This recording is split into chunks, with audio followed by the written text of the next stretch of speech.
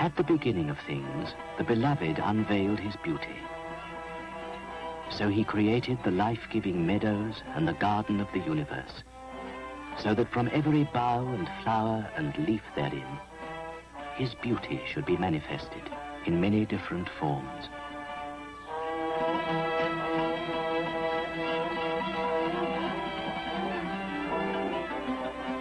In the Islamic world, the works of man are in harmony with the natural world, and man rejoices at the privilege of a precious gift, life.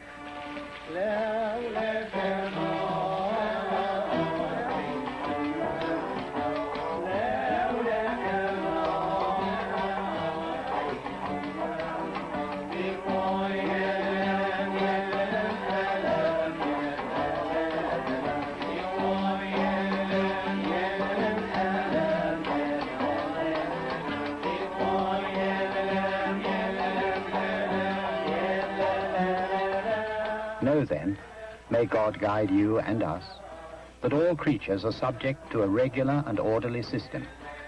Causes are linked to effects. Notice first how the visible elements are ranged in an ascending order from earth, through water and air, to fire. Each is connected with the other, and each is of a finer substance than the one below it.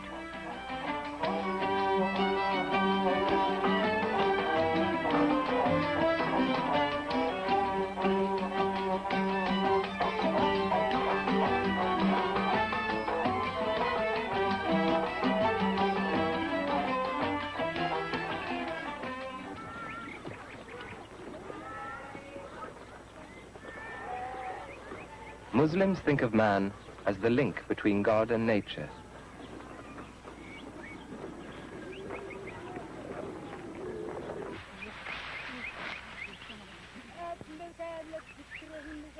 The earth sustains human life.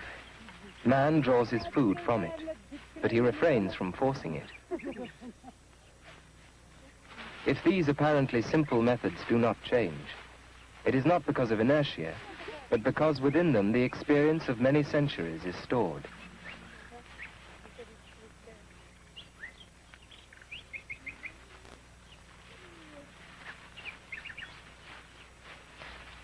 Not only does the earth give man his food, it also gives him his shelter.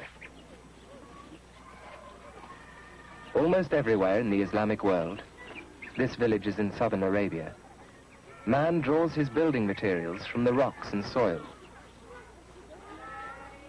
His role is to mold and ennoble the materials of nature, to release and intensify the beauty inherent in them, rather than to change their character.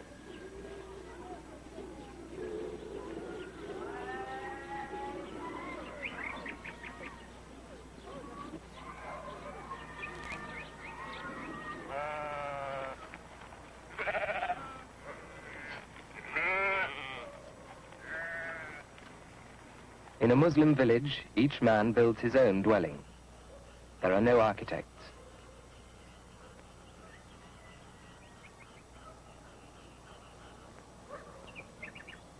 The forms of nature provide the models. The rolling hills, or the beehive, as in some of the villages of Syria.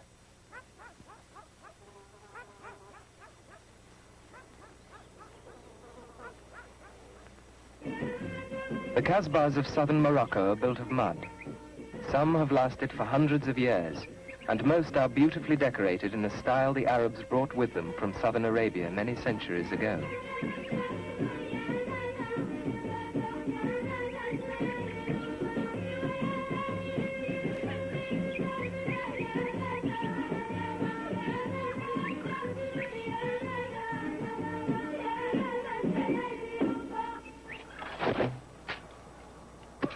The earth is still the basic building material in most parts of the Islamic world.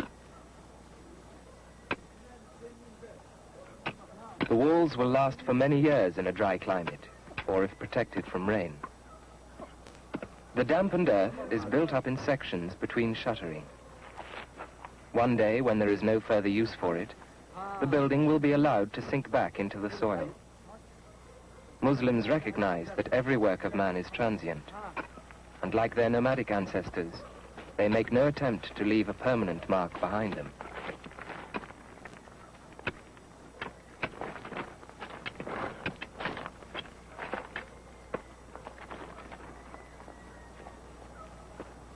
By the time a complete circuit has been finished, the sun will have baked the new sections hard and dry, and the layer above can be built.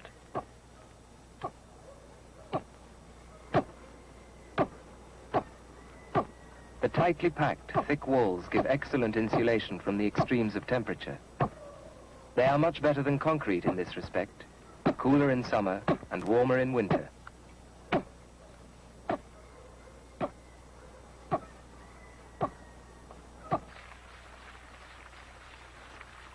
Traditional methods and architecture are being used in Iran to build a chain of new hotels.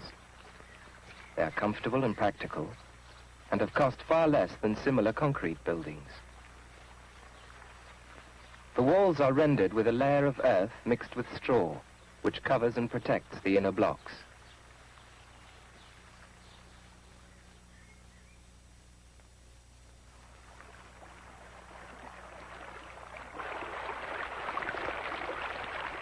Water is precious in much of the Islamic world, and a source of joy. It must be treasured. This dam in Iran was built, probably on older foundations, just over 1,000 years ago. It was part of a system which included 11 major dams.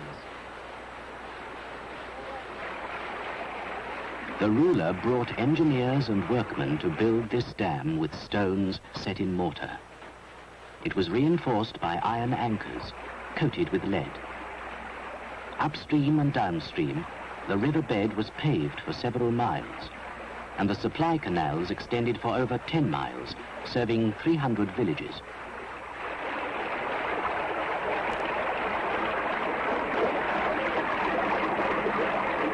The power from the dam was not wasted. 10 powerful water mills were operated from it.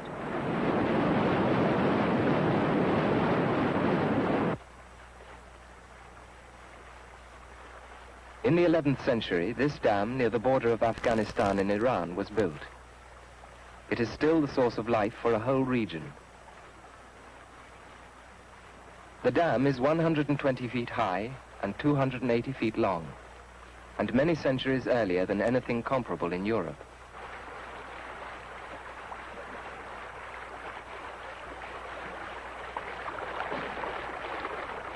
Dams are one of the 3 usual means of increasing the water supply in the arid regions of the Islamic world.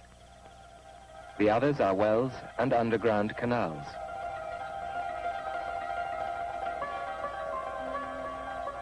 The underground canals in Iran are called qanats, and all that can be seen from the surface is the craters left from the diggings.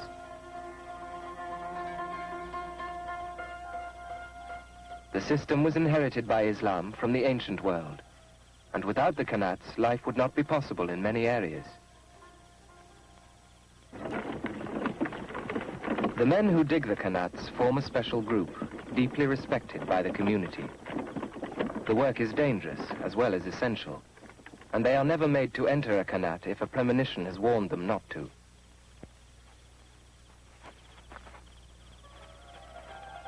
Shafts are sunk at intervals, and from them the underground canal which will carry the water is dug. This canal is carefully planned by a traditional surveying method. Its gradient is arranged so that the water will flow out steadily at the desired point, and since it is underground, almost nothing is lost by evaporation. In this way, the relatively high rainfall falling on the mountains and seeping into the ground beneath is made to irrigate distant areas.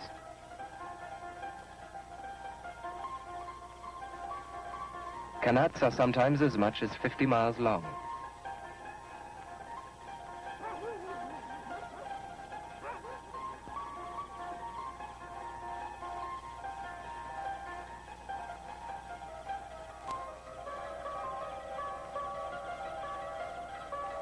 The qanat can flow out and irrigate the fields directly, or it can lead to a cistern covered by a large dome which protects the water from the sun. This cistern has just been built. Steps lead down to the water, which is kept cool and fresh by towers which catch the wind.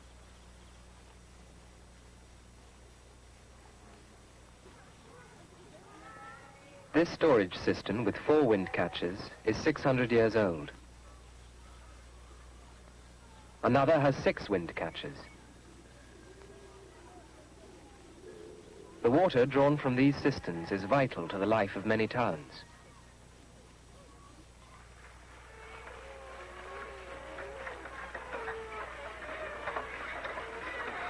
Wells are the third of the traditional means of obtaining water in the Islamic world.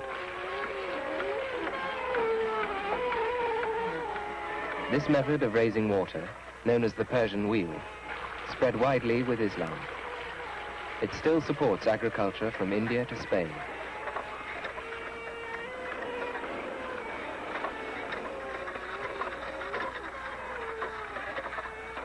The same principle can be used where it is necessary to raise running water to a higher level, but it can now be powered by the stream itself.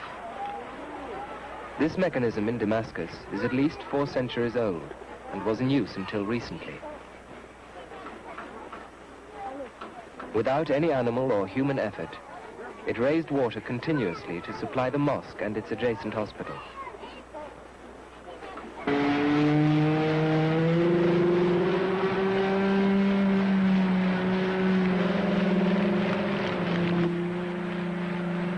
The huge water wheels now found at Hama in Syria go back to Roman times. They were absorbed by Islamic civilization and became a widespread and characteristic feature.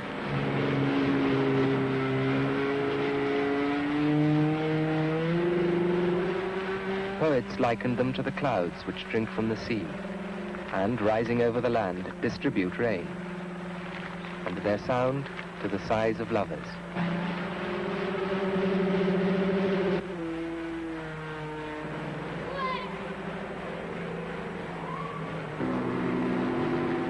The rim is made up of hollow compartments which fill with water as they dip. In this manner, the water is lifted to the height of the wheel, where it flows out into aqueducts.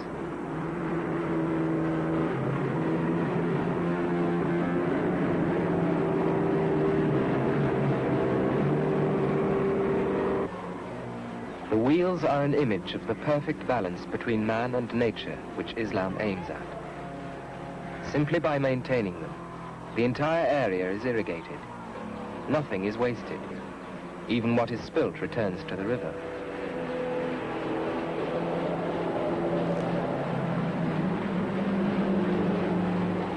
Round-shouldered, towards the earth inclined, it waters the dust with glistening pearls. Like a singing bow, its upper half shoots streams of water all around, like the spheres of heaven, for its gushings are like shooting stars, fighting the earth's aridity. I do not believe thirst makes it sigh, since the waters flow over its shoulders. It is really a singer, and the garden a drinker, and the drink and the song are eternally bound. The bright strands of water against the dark wood stand out like bright gifts against the darkness of requests.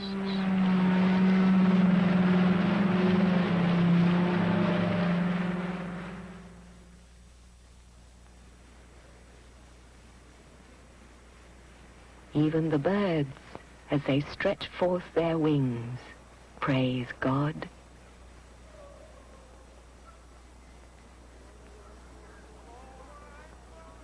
The air of the cities of the Middle East, this is Yazd in Iran, is cool in the morning, because with no cloud cover the temperature drops rapidly at night. Once the sun has risen, a layer of warm air quickly spreads over the buildings, and the cooler night air, which is heavier than warm air, is trapped in the thousands of narrow streets and courtyards which make up the city.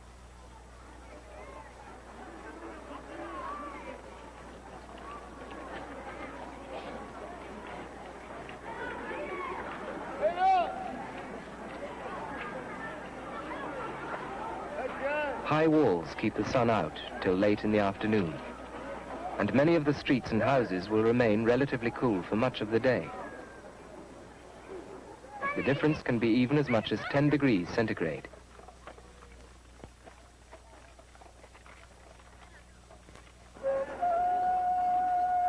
The mosque and mausoleum of Sultan Barkuk in Cairo makes use of the same principle. Built into it are vertical shafts which appear at first sight to serve no purpose.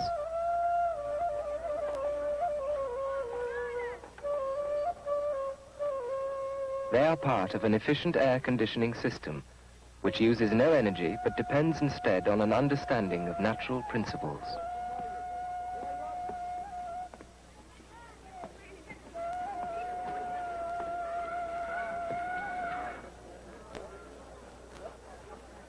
The covered bazaars which are found in almost every Islamic city make use of the same ideas. Beneath the hundreds of domes which cover them, the bazaars of Iran trap the cool night air and provide a refuge from the heat and glare outside.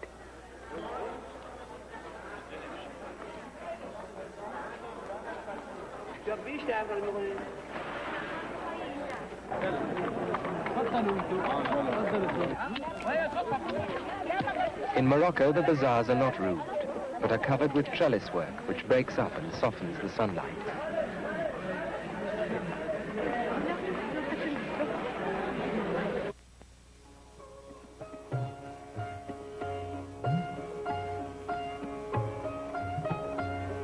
The Mughal Emperor Shah Jahan built this mosque.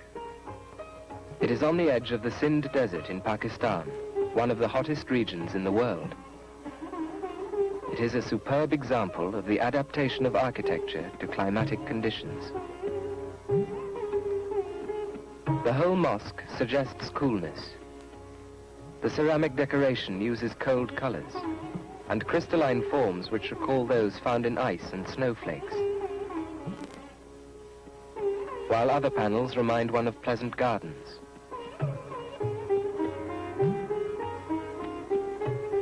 The atmosphere is calm and serene.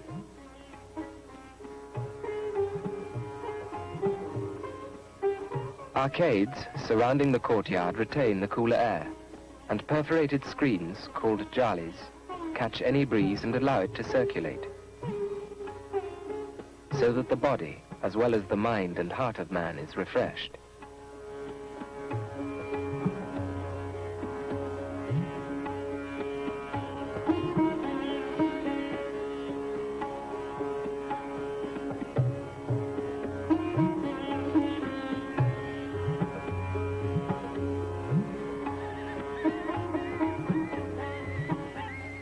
In the same town, every house is provided with a wind catcher, shafts rising above the roof and directed towards the prevailing wind. They are another means of controlling temperature.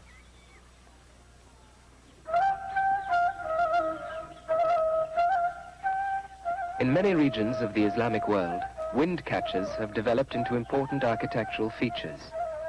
These are at Kerman in Iran.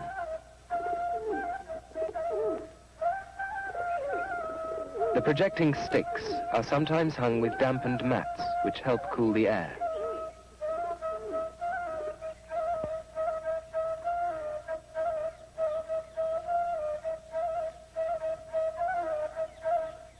The wind enters the tower from one side and is deflected down the shaft into the house. As it circulates, it absorbs the heat and rises, finding its way out through the opposite side of the shaft. Once again, temperature is controlled without the consumption of energy.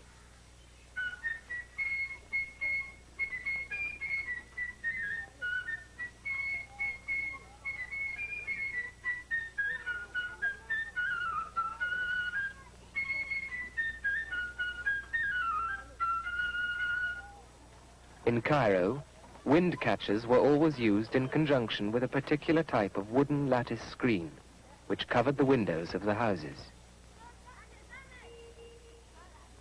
These beautiful screens gave privacy to the women of the house. One can look out through them without being seen, just as a woman looks out through her veil. And they allow the air to circulate freely, while the rounded sections of which they are made modulate the harsh glare of the sun into something soft and beautiful.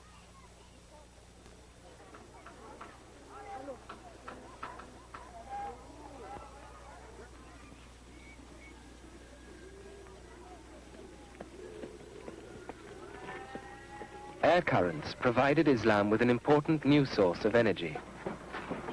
The earliest windmills known to history were reported on the borders of Afghanistan and Iran during the 1st century of Islam. The same type of vertical mill is still used in the area today. On the side from which the wind usually blows, there is a wall with one slit for each mill. The wind is forced to pass through these openings and blows against the sails, rotating the mill. The velocity of the wind is controlled simply by spreading across the slit a screen of tall reeds. The wind is also put to another use. Below the main slit is a hole leading to the mill, which is built directly under the sails, and the wind blowing through this hole is the means of winnowing the grain.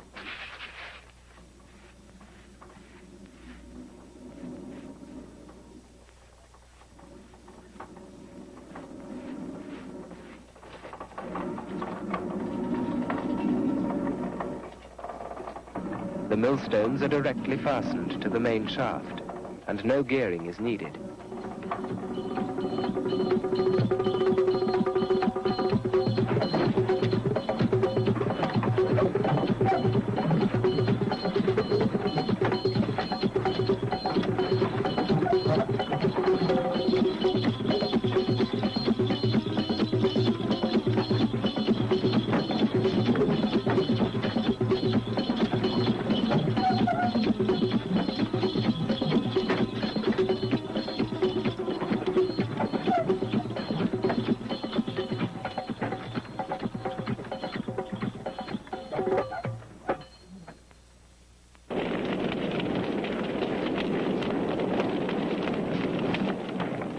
The fire in this pottery kiln in Morocco burns an unusual but very efficient fuel. The region is rich in olives, and crushed olive stones from nearby oil presses are dried on the roof of the pottery.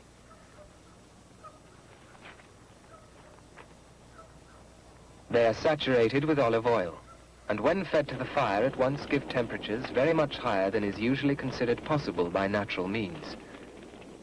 The heat is intensified by the design of the kiln, which creates considerable pressure.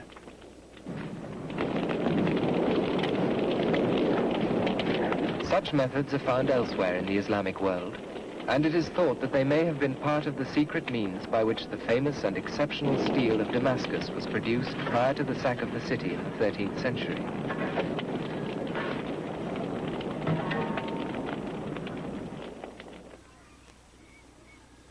A more usual problem in the Islamic world has been to overcome the effects of heat.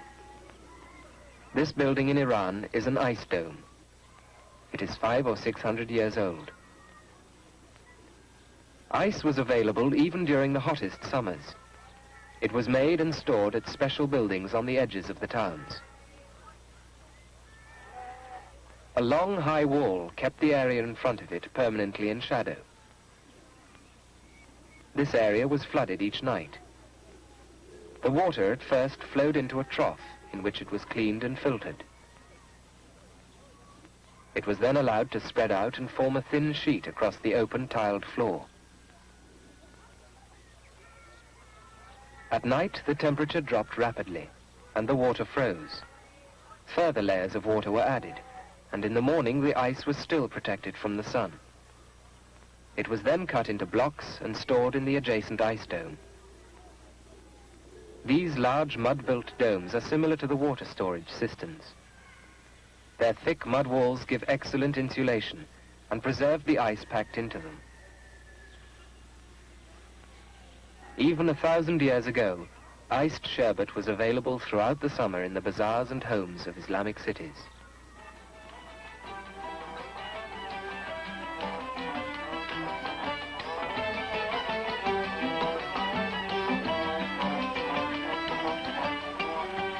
Islamic civilization did not depend on the use of resources which are exhaustible.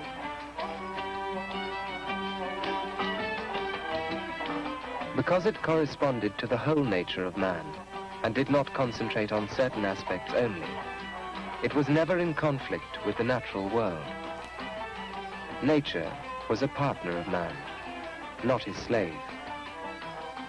man's mark upon the landscape was always gentle.